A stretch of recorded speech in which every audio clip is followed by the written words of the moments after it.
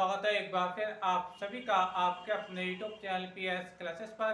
तो दोस्तों, जैसा कि आप लोग जानते हैं कि हम क्लास 12 केमिस्ट्री के चैप्टर वाइज उन क्वेश्चनों का वीडियो अपलोड कर रहे हैं जो आपके बोर्ड एग्जाम के लिए ज़्यादा महत्वपूर्ण है।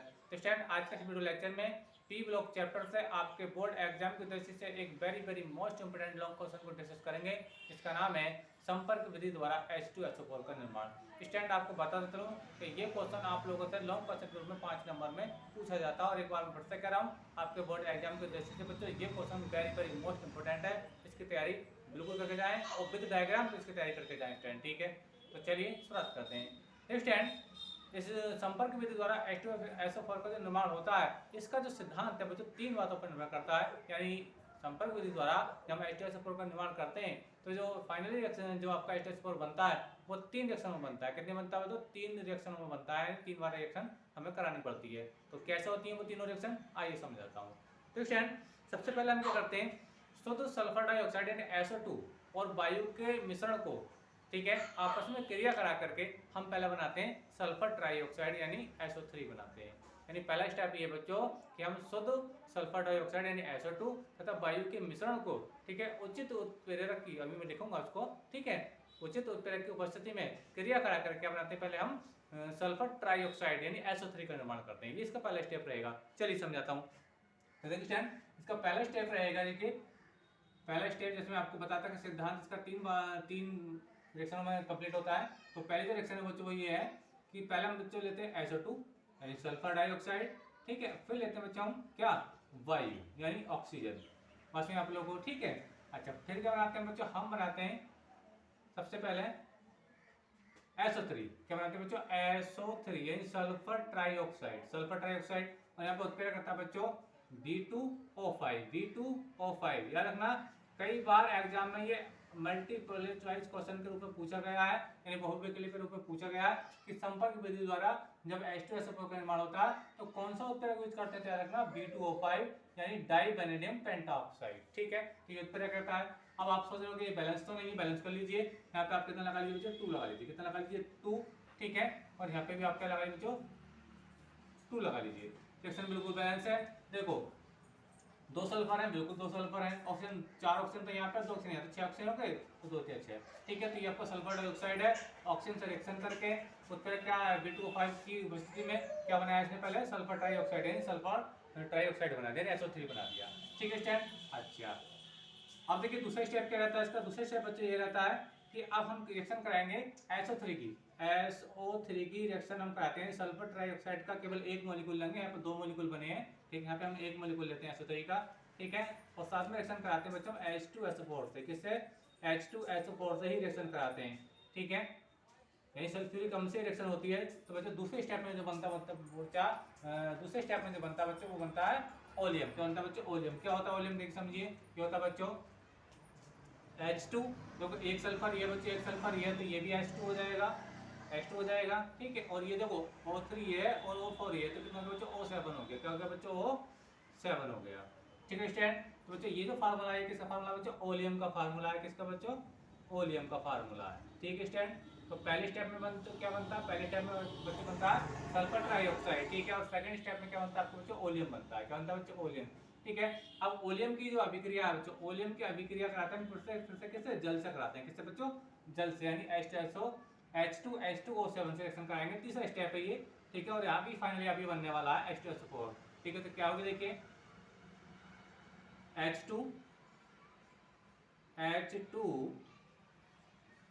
H2O7 यानी ओलियम है, ठीक है स्टैंड। और रिएक्शन होती है जल के साथ, यानी इसका जल बटन होता है H2O, ठीक है स्टैंड।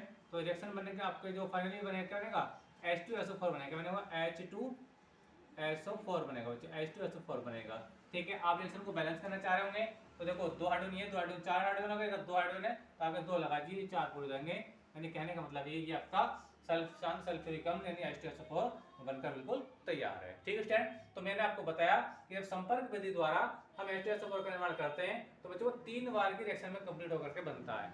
याद रखें इस चीज को, इसका जो सिद्धांत है बच्चों 3 स्टेप में पूरा होता है, ठीक है। तो जो आपका टारगेट था वो आपका बिल्कुल बनके तैयार है। यार उम्मीद करता हूँ कि ये तीनों रिएक्शन आपको अच्छे समझ में आ गई होंगी। याद रखना, मैं फिर से कह रहा हूँ, आपके बोर्ड एग्जाम के जैसे बच्चों ये डायग्राम के साथ तो ये वाला क्वेश्चन आना लगभग तय है इस बार, ये बात आप समझ में, ठीक है स्टैंड। अच्छा, तो ये बन गया, बन के तैयार है। अब स्टैंड, अब हम इसके पढ़ेंगे कुछ रासायनिक अभिक्रियाएं। क्या पढ़ेंगे बच्चों? रासायनिक अभिक्रिया बनाने की जो समीकरण थी मैंने आपको 3 स्टेप में आपको बना दी। यहाँ तक आपको बात समझ में आ गई है? तो आप लोगों से मेरा अपनी मेहनत का इतना सा रिक्वेस्ट है कि प्लीज वीडियो को लाइक अपने दोस्तों में शेयर कर दीजिए और चैनल पर नए हैं तो चैनल को सब्सक्राइब कर लीजिए, ठीक है। तो चलिए अब इसका स्क्रीनशॉट ले लीजिए, अब हम इसकी रासायनिक अभिक्रिया को पढ़ेंगे, ठीक है। तो चलिए अब देखिए मैं थोड़ा देर के लिए इसको रब कर रहा हूँ, ठीक है। ये तो आप स्टेप समझ में आ गया आप लोगों को, ठीक है। हम इसको रब करने के बाद अब इसकी रासायनिक अभिक्रिया को पढ़ूंगा जो आपसे बहुत ज्यादा एग्जाम में पूछी जाती है। तो चलिए आप इसका स्क्रीनशॉट ले लीजिए, ठीक है स्टैंड। अब लगाएंगे H2SO4 की रासायनिक अभिक्रियाएं, ठीक है। हटा रहा हूँ चीज को। तो देखिए स्टैंड, अब हम पढ़ेंगे H2SO4 की रासायनिक अभिक्रियाएं। हेड लगाएंगे जिसको हम रासायनिक गुण भी कहते हैं, H2SO4 यानी सल्फ्यूरिक अम्ल की रासायनिक अभिक्रियाएं, केमिकल रिएक्शंस, रासायनिक अभिक्रियाएं, रासायनिक अभिक्रियाएं, ठीक है स्टैंड। और सबसे पहले जो मैं पढ़ाऊंगा बच्चों, इसकी सबसे इंपॉर्टेंट इसमें पढ़ाऊंगा निर्जलीकारक अभिक्रियाएं, यानी H2SO4 की निर्जलीकारक अभिक्रिया में आपको पढ़ाऊंगा, ठीक है। याद रखना, बहुत स्पेशल बता रहा हूँ। अभिक्रियाओं में सबसे पहले पढ़ाने जा रहा हूँ आपको निर्जलीकारक अभिक्रियाएं, निर्जलीकारक। याद रखना, इस चीज को कभी कभी अलग से पूछा जाता है, H2SO4 के निर्जलीकारक अभिक्रिया को समझाइए, है ना, ये क्वेश्चन अलग से बनता है, ठीक है। निर्जलीकारक अभिक्रियाएं, अभिक्रियाएं,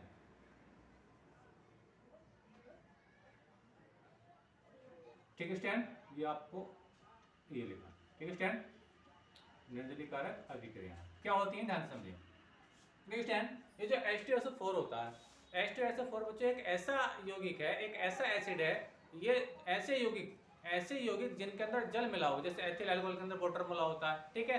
तो अगर हम एथिल अल्कोहल की अभिक्रिया H2SO4 से कराते हैं, ठीक है, तो H2SO4 यानी कि सल्फ्यूरिक अम्ल जो करता है, एथिल अल्कोहल से जल को अवशोषित कर लेता है।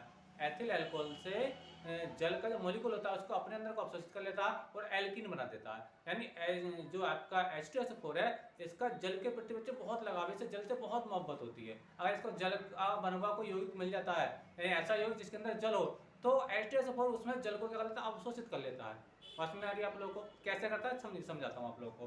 देखिए स्टैंड, पहले हम पढ़ेंगे एथिल अल्कोहल की अभिक्रिया। देखिए मैंने आपको बताया एथिल अल्कोहल क्या होता है, C2H5OH CH3 CH2OH, यानी एथिल अल्कोहल है। आप इसको कैसे लिख सकते हैं, चाहे तो एथिल को C2H5OH, एक ही बात है, ठीक है स्टैंड। एथिल अल्कोहल की अभिक्रिया हम किससे करेंगे स्टैंड, हम करेंगे H2SO4 से, H2SO4 से रिएक्शन करते हैं। तो देखिए बड़ा मजे की बात है यहाँ में, और टेम्परेचर रहता है लगभग 170 डिग्री सेंटीग्रेड। बच्चों कितना रहता है, 170 डिग्री सेंटीग्रेड। तो करता क्या बच्चों, देखो यहाँ से जल का एक मॉलिक्यूल बाहर निकाल लेगा, जल का एक मॉलिक्यूल बाहर निकालेगा, यही देखो H2 ये आएगा, ठीक है। थोड़ा मैं अच्छा सा समझा रहा हूँ, देखो आप लोग ध्यान समझें।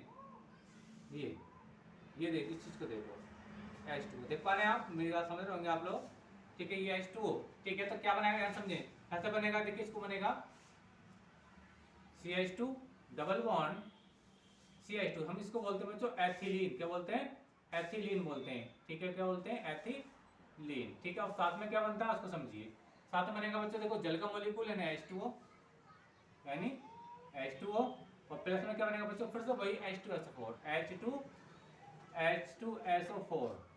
क्या हुआ ध्यान समझे। देखिए स्टैंड, बात को समझे, जब हमने एथिल अल्कोहल, क्या है बच्चों मैं इसका नाम लिख देता हूं ताकि आपको याद रहे, एथिल अल्कोहल,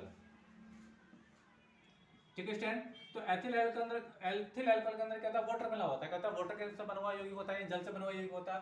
तो जब इसकी रिएक्शन हम H2SO4 से कराते हैं, तो H2SO4 करता क्या है, इसके अंदर से जल का जो मॉलिक्यूल होता है उसको अपने साथ ले लेता है, उसको अपने साथ लेता है। इस चीज को ध्यान से देखो, इस चीज को ध्यान से देखो, इस चीज को, ठीक है।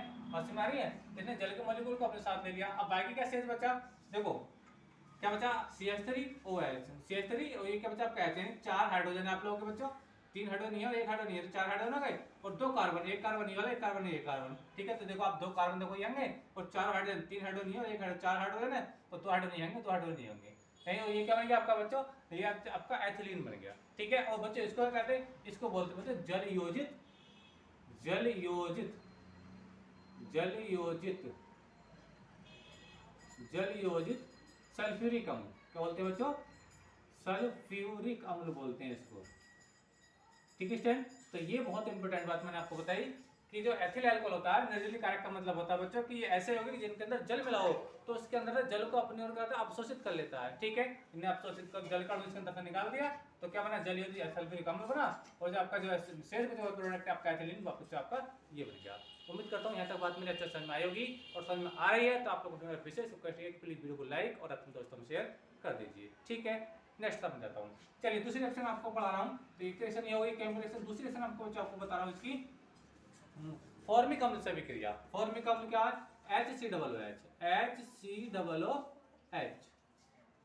ठीक है, फॉर्मिक अम्ल है बच्चे, क्या है ये, फॉर्मिक अम्ल है। ठीक है, रिएक्शन किससे होनी है, H2SO4 से होनी है बच्चे, H2SO4। ठीक है, अब बच्चे ये जो माफ कीजिएगा फॉर्मिक अम्ल है, ठीक है, तो इस फॉर्मिक अम्ल के अंदर क्या था, इसके अंदर वाटर मिला होता है, तो करेगा क्या, देखिए जब ये रिएक्शन होगी स्टैंड, जब ये रिएक्शन होगी तो ये जल के मॉलिक्यूल को अलग कर देगा। देखो ध्यान समझो, ये H और ये OH मिलाकर के H2O बनेगा, यानी जल का एक अणु बनेगा।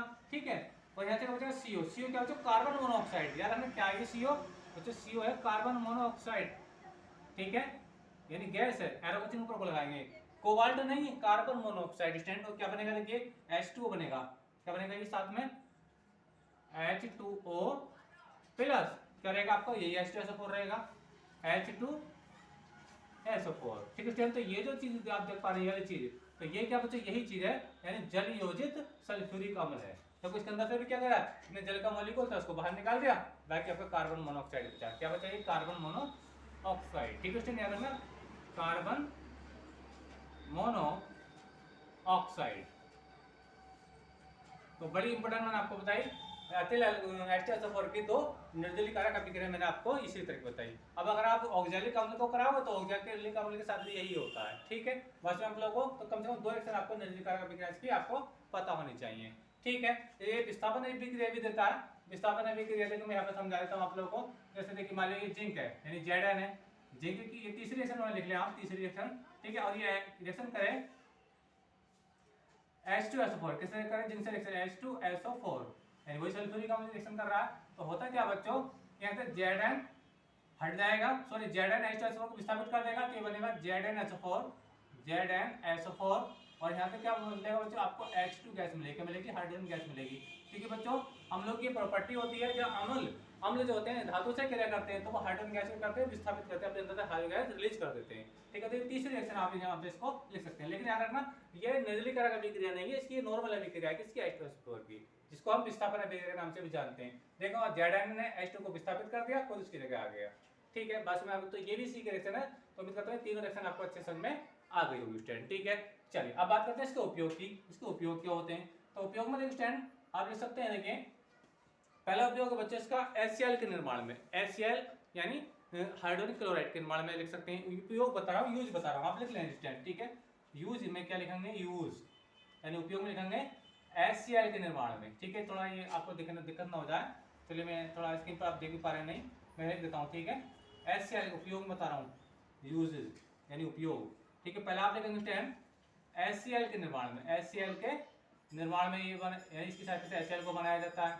ठीक है, दूसरा स्टैंड आप लिखेंगे विस्फोटक पदार्थ बनाने में, विस्फोटक पदार्थ बनाने में। तीसरा आप लिखेंगे निर्जलीय कारक के रूप में, जैसे आपको देखा जल का मॉलिक्यूल निकाला है, तीसरा आप लिख सकते हैं निर्जलीय कारक के रूप में। इसमें बच्चों निर्जलीय कारक के रूप में, निर्जलीय कारक के रूप में। ठीक है स्टैंड, तो ये स्टैंड ये पूरा प्रोसीजर आप लोगों से 5 नंबर में पूछा जाता है। डायग्राम ये था। ठीक है, रिएक्शन कैसे बनती है वो 3 रिएक्शन मैंने आपको बना के समझाई थी, वो मैंने साफ कर चुका हूँ। ठीक है, इसकी केमिकल प्रॉपर्टीज है, निर्जलीय कारक अभिक्रिया विशेष करके जो आपसे जब बहुत ज्यादा पूछी जाती है, दोनों मैंने आपको समझाई, साथ में एक एक्स्ट्रा रिएक्शन और आपको समझाई। ठीक है, और इसके उपयोग जब वही मैंने आपको बताया। ठीक है, तो ये पूरा टॉपिक बच्चों आप लोगों से 5 नंबर पूछा जाता है, और उम्मीद करता हूँ बच्चों वीडियो लेकर आपको अच्छा लगा होगा। वीडियो अच्छा लगा तो प्लीज वीडियो को लाइक और दोस्तों में शेयर कर दीजिए। ठीक है, और कमेंट करके बताइए कि वीडियो लेक्चर कैसा लगा। ठीक है, मिलेंगे नेक्स्ट वीडियो में, नेक्स्ट क्वेश्चन के साथ, तब तक के लिए धन्यवाद, बेस्ट ऑफ लक।